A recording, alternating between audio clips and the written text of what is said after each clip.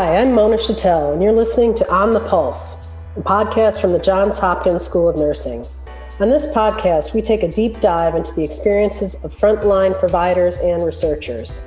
We explore their insights and invaluable stories of how healthcare works in today's world. Today's show will focus on the mental health toll of the COVID-19 pandemic. Joining us is Dr. Tamar Rodney, Assistant Professor at the Johns Hopkins School of Nursing. Dr. Rodney is a board-certified psychiatric nurse practitioner who has worked in trauma and psychiatry. Her PhD research looked at biomarkers for PTSD in veterans with traumatic brain injury. Her career has had a focus on PTSD and the way that healthcare professionals approach diagnosis and treatment planning for individuals with mental health needs. Thank you for being here, Tamar. Thank you. And you're also here because we have a very special announcement to make at the end of the show, right? That is correct. Great. So for our listeners, make sure you stay tuned all the way until the end so that you don't miss that special announcement.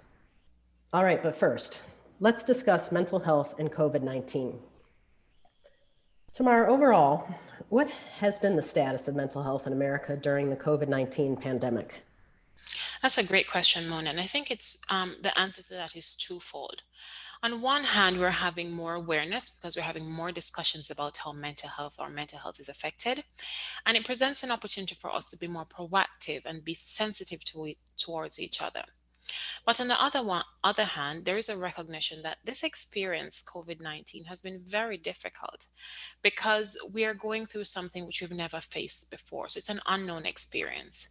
And with that experience, I would say things like fear, anxiety, worry, being isolated from each other, it actually increases the risk of worse mental health outcomes. So we are falling back into the narrative of where our physical health takes priority of our mental health care needs.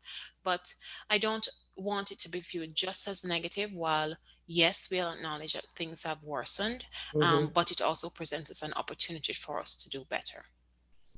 How, as public health professionals, can we better weigh the risks of mental health versus COVID-19? Again, another great question, and I wanted us to think about it as from a baseline perspective, that when something happens to us, illness, it happens to the body, and that includes everything from head to toe. So there is a fear of getting sick, but we often focus on just what the physical outcome needs to be. And the way, as mental health professionals and healthcare professionals in general, can look at it is to think about that individual as a whole human being. Um, with specific to COVID-19, some persons have been physically affected. Everyone has been emotionally affected. And if we remember that as we treat individuals, I think we have much better outcomes in terms of lowering the risk. And really for true healing to take place, either from symptoms of COVID-19 or the emotional scars, there needs to be a focus on the person as an individual, not just a body part. That's such a great point. What about kids? Sort of, what has the impact been on kids in particular? And for kids, this one really hits close to home because I do have kids myself. And I want us to, when we think about kids, to think about the ages and how that might affect them differently. And so for younger kids, I think just the idea of COVID-19, it's very abstract and they're not able to understand the full complement of what is happening. So you will find kids who see this as an opportunity to stay home. They get to play more, especially if they have siblings. Um, they're introduced to something new, online learning, engage in electronics, which most likely have been previously reduced. But also, it's also hard on them. It's a prime time for development, transitioning from pre-K to kindergarten or to high school.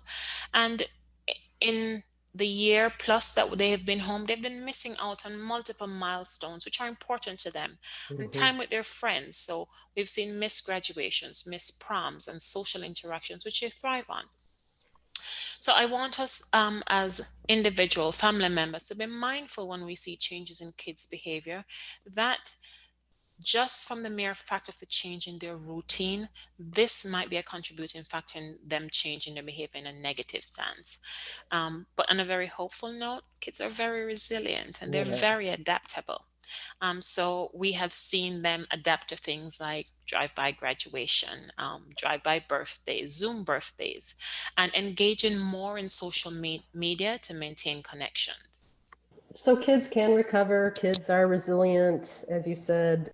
Are there signs that we should be looking for in family members, kids or adults, that Yes. they might be, in crisis? So that's another brilliant thing that COVID-19 has allowed us to be able to observe more is what is going wrong because we're able to be in each other's physical space. So both Mm, for kids and adults. So one of the good parts about being in isolation, for want of a better word, is that we're for the first time being able to spend day to day, continuing weeks, months, more than a year in each other's space and observing the way each other behave, which we previously hadn't had a chance to. that's such a great point. Yeah, and so in the good that comes with that is a chance to see when things are going wrong and what we should be mindful of.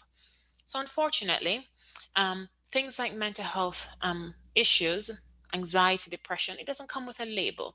You have a cut, you have a band-aid that goes on it, you can see it. With emotional problems, you don't. And so how this presents itself is what we will be looking for. So some of the key things that I have seen as a practitioner are simple things like changes in sleep patterns. Someone is not sleeping enough, they're sleeping too much, or they're waking up frequently at night. The way an individual eats. Are they eating more for emotional eating or not eating enough? They seem to worry about things that they wouldn't normally worry about, or further isolating themselves from individual. But one of the pieces that I think is a telltale sign is when you see individuals reacting to others, which is not their usual behavior. And I know this is a little bit of a gray area, but it's usually termed things aren't just the way they used to be, or they're not acting like themselves. Again, I want to use this as an opportunity for us to individually, as family members, reach out to each other. Is everything all right?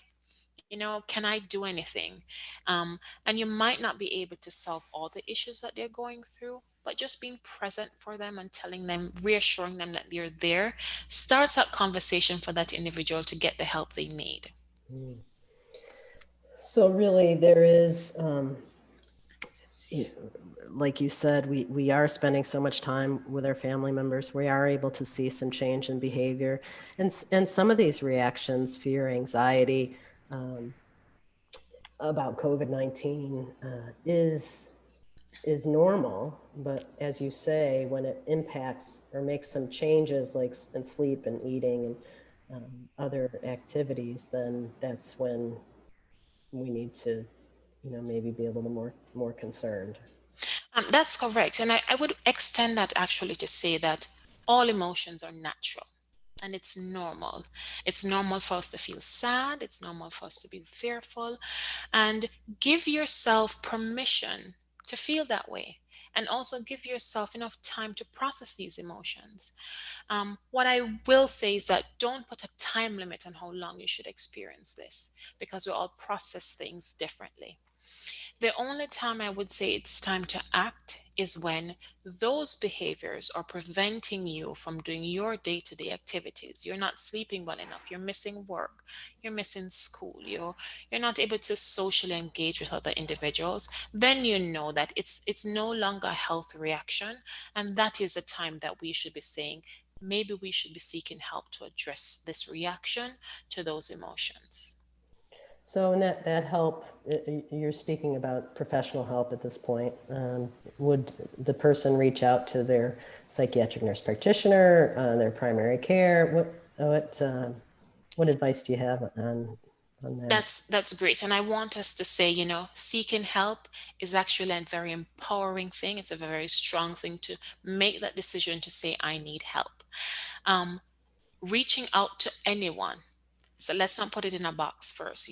Anyone who you think would be a responsible individual to assist you, yes. And sometimes our first point of contact is our primary care provider.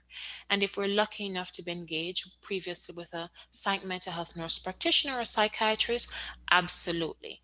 But until we can specifically identify what is the specific help we need, start reaching out to that trusted adult, a trusted friend, and if needed, your primary care provider is a good place to start. And if absolutely necessary, I would welcome anyone in my clinical practice to see if I can provide some help for them. Yeah, thanks, Tamar. Well, one thing we haven't talked about is, and this is so really current, and I hear it from my friends, family, and colleagues. We are starting to get back to normal. We are, the workplaces are opening up, and social interactions are becoming more common again. But this could result in, increasing feelings of anxiety about this what used to be normal, but now because we've lived during this COVID-19 for so long, we may feel a little extra anxious. We used to be perhaps really extroverted and enjoy spending time with lots of people, but now that makes us nervous. So what do you think about that? I think this is a great question that hits home for many individuals, including obviously myself, about how do we transition back to the way things were. So we Right. hear terms like getting back to normal, creating a new normal. And so I'll take it from the perspective that we are social beings. We strive very well to be together. We want that morning coffee meeting, the water cooler catch up moment. And so ideally, all of us are actually in some secret way looking at how we can transition back to the workplace. But I want to caution that that word transition is very important. It just means that it won't be going back to exactly where we were. And so there will be an expectation of a readjustment period. Dependent on the level of isolation someone is coming from and that we individually experience, that can be easier or harder. And so we want to be mindful of that. And in that process, it could also be anxiety provoking because we have been apart for so long.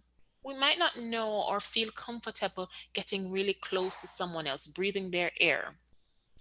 Um, and so we're going to transition at different pace. So I would say, be respectful of each other's space, be respectful of how we engage in terms of proximity, and be hopeful in the process that we used to enjoy each other's company. There's no reason to think that that won't happen again, and we will let down our guard a little bit. And with each change in the guidelines that comes from places like the CDC, there will be continuous improvement. But while we go through that process of transition and readjustment, to be cautious and to be kind to what each other expect or is comfortable with. Thank you, Tamar. Maybe one final question. If there was one lesson that we can learn or have learned from COVID-19 related to mental health, what would that be? I think that one of the number one things I've learned is how important taking care of our mental health is in terms of getting through difficult times, in terms of healing, physically and emotionally. Um, I think there's also been more awareness of it to say it is okay to say that you're going to take care of your mental health. So I think the best thing that has happened is actually a reduction of the stigma surrounding mental health. Mhm. And for that, I'm very, very grateful to say mental health is not something to be scared of or, it's a secret in a corner. It's something to be discussed and actively and proactively take care of, making yourself well, making yourself be well, not just physically, but emotionally. Oh, thank you, Tamar. We are so glad that you're able to help us think about mental health in more depth, perhaps, than we have before. You've offered some great suggestions that we can all consider. So before we close, we have a special announcement to make, and that is that you, Dr. Rodney, are going to be the new host of this podcast. Thank you, Mon. I'm so excited to be taking on this challenge as well. I think this is a wonderful platform and for nurses and for us to share our expert opinions, to contribute and get connected and stay connected to issues that are current to us. So I'm very Indeed. excited about this opportunity. Well, that's a wrap for this episode. Tamar, would you like to do our closing? Absolutely, sure. So, thank you all for listening to this episode of On the Pulse. If you enjoyed this podcast, please share with someone you know and subscribe through Apple, Stitcher, Google Play, or Spotify. Be sure to also check out our On the Pulse blog and Facebook Live series. You can learn more about the Johns Hopkins School of Nursing at nursing.jhu.edu. Thanks again for listening.